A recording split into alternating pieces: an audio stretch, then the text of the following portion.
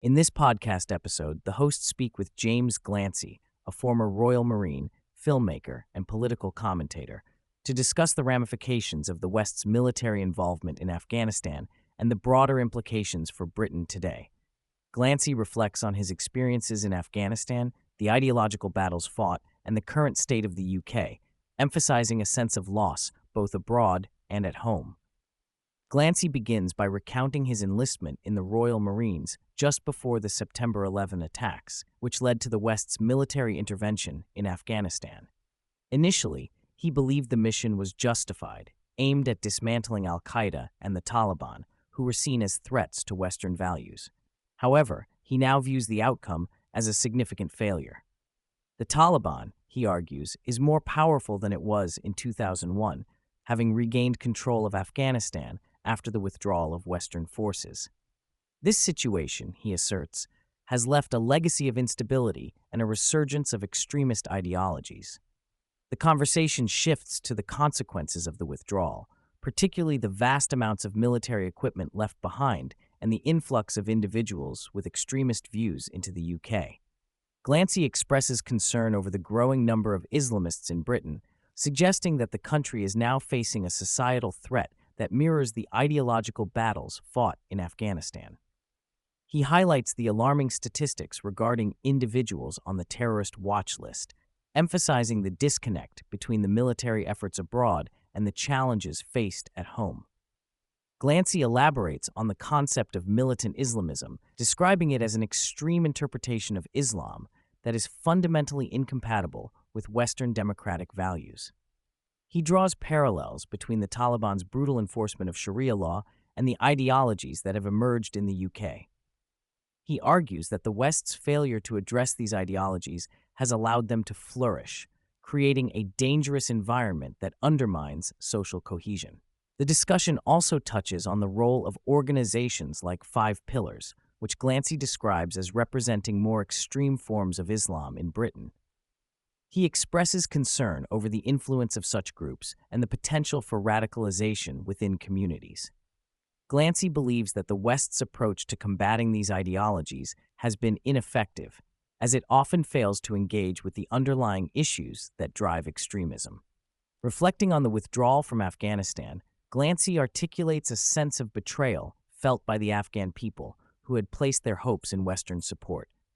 He recounts conversations with Afghan partners who expressed fears about the future once the West announced its exit.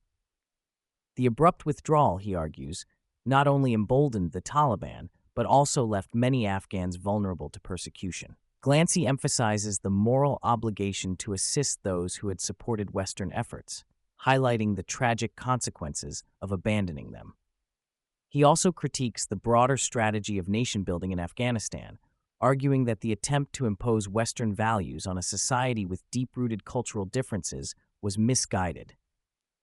The focus on liberal democracy in a country with a history of tribalism and authoritarianism, he suggests, was unrealistic and ultimately counterproductive. As the conversation shifts to the current state of Britain, Glancy expresses concern over the country's declining military capabilities and the erosion of national identity. He argues that the UK has become increasingly detached from its historical values and responsibilities, leading to a weakened position on the global stage. The reduction of the armed forces and the focus on ideological agendas, he contends, have left Britain vulnerable to external threats. Glancy highlights the impact of immigration on British society, noting that the influx of individuals from diverse backgrounds has created challenges in terms of integration and social cohesion. He argues that the political class has failed to address these issues, leading to a growing sense of frustration among the populace. The conversation touches on the need for a more honest dialogue about immigration and its implications for national identity. Throughout the discussion, Glancy emphasizes the importance of developing a coherent vision for the future of Britain. He argues that the country must prioritize economic growth and national security, moving away from the current obsession with ideological agendas. He calls for a reassessment of policies related to energy, industry, and immigration, advocating for a pragmatic approach that prioritizes the well-being of British citizens. Glancy expresses optimism that the current political landscape may shift in response to the challenges facing the country. He believes that as the realities of economic decline and social unrest become more apparent, there will be an opportunity for new leadership to emerge. However, he cautions that this change will require a willingness to confront uncomfortable truths and make difficult decisions. In closing, Glancy urges listeners to recognize the importance of taking action to rebuild Britain. He emphasizes that the challenges facing the country are not insurmountable, but they require a collective effort to address the underlying issues.